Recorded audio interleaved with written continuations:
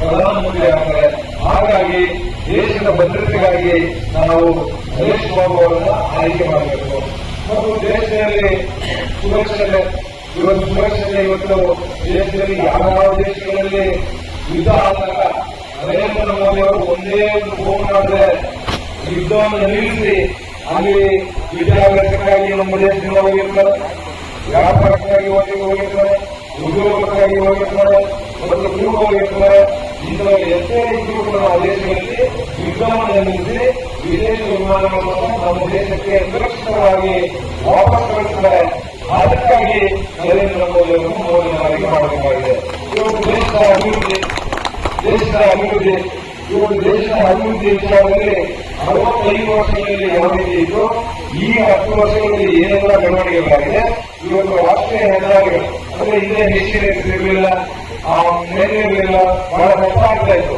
ಇವತ್ತು ಅಷ್ಟೊಂದು ಒಳ್ಳೆ ಮಿಷಿನ್ ಇರೋದ್ರಿಂದ ಇವತ್ತು ಪ್ರತಿದಿನ ಇಷ್ಟು ಕಿಲೋಮೀಟರ್ ಅಂತ ರಚನೆಗಳಾಗ್ತಾ ಇರ್ತಕ್ಕಂಥ.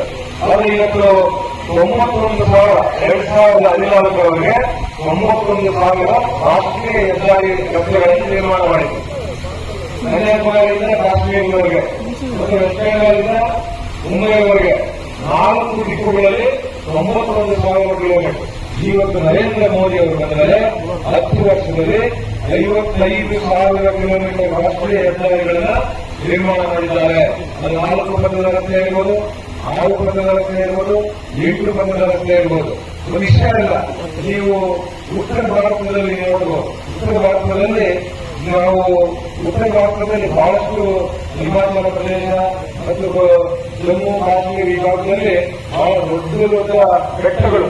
ಆ ಬೆಟ್ಟಗಳಲ್ಲಿ ರಸ್ತೆಗಳು ಅಂದ್ರೆ ಇವಾಗ ನಾವು ತಿರುಪತಿ ಹೋದ್ರೆ ಬೆಟ್ಟ ಹತ್ತಿ ಹೋಗ್ತೀವಲ್ಲ, ಆ ರೀತಿ ಆ ಭಾಗದಲ್ಲಿ ಬೆಟ್ಟಗಳಲ್ಲಿ ನಾವೆಲ್ಲ ಒಂದು ಕಡೆ ಇವಾಗ ನಾವು ಚಿಂತಾಮಣಿಯಿಂದ ಕೋಟೆಗಾಲಕ್ಕೆ ಬರಬೇಕು, ಬರೀ ಬೆಟ್ಟಗಳು. ಅಲ್ಲಿಂದ ಇಲ್ಲಿ ಬರ್ಬೇಕಾದ್ರೆ 4 ಗಂಟೆ 5 ಗಂಟೆ ಆಗುತ್ತೆ ಆ ಬೆಟ್ಟಗಳಲ್ಲಿ ಹೋಗ್ಬೇಕಾದ್ರೆ. ಈಗ ಅಂತ ಬೆಟ್ಟಗಳಲ್ಲಿ ಸುರಂಗ ಮಾರ್ಗಗಳನ್ನ ಮಾಡಿದ್ದಾರೆ. ನರೇಂದ್ರ ಮೋದಿ ಅವರು ಬಂದರೆ ಇಂಥ ಸುರಂಗ ಮಾರ್ಗಗಳನ್ನ ನಾವು ವಿದೇಶಗಳಲ್ಲಿ ನೋಡಬಹುದು. ನಾನು ಆಸ್ಟ್ರೇಲಿಯಾಗೆ ಹೋಗಿದ್ದಾಗ ಅಲ್ಲಿ ನೋಡಿದ್ದೇನೆ ಮತ್ತು ಸೌತ್ ಆಫ್ರಿಕಾಗೆ ಹೋಗಿದ್ದೆ, ಅಲ್ಲಿ ಕೂಡ ನೋಡಿದ್ದಾರೆ.